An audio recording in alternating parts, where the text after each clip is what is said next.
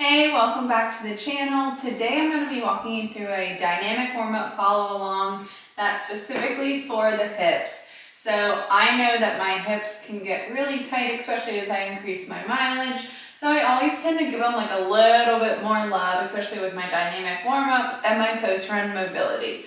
But please note, mobility is not enough, especially if you have tight hips or maybe a little bit of discomfort.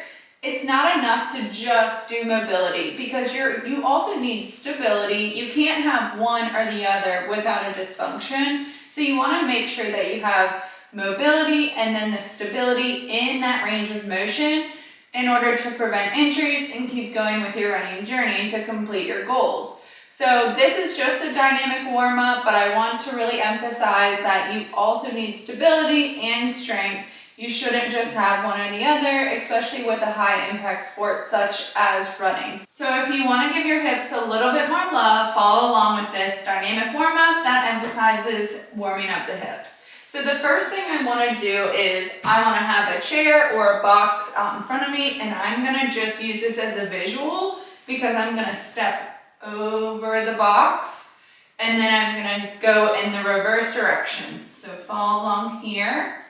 So you can also use like a hurdle.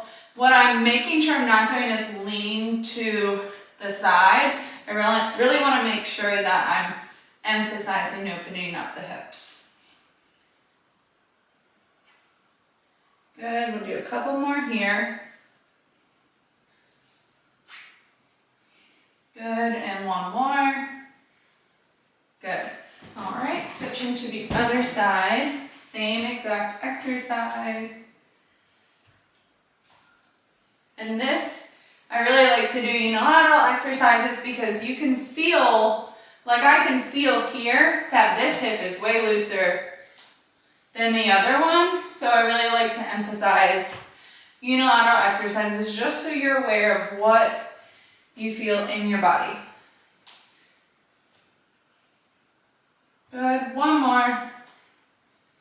Good. All right. Now you're going to put one leg on your chair or your box, and I just want you, hands on your hips, you're just going to lean forward. So this is a nice one because it's ankle mobility, you're bending your knee, and you're working on that hip flexion. All things you need when you're running. You might also feel the other side going into some hip extension, which is perfectly fine. I don't want you leaning forward like this. Hands on hips, and make sure you have good posture.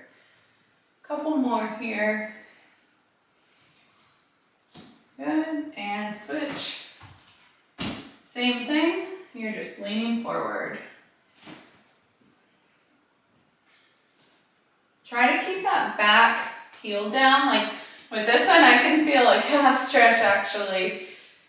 So again, kind of like you're getting a couple things accomplished with one exercise, especially in a warm-up. Couple more here. Good. All right. The next one, I'm going to put my foot on the box.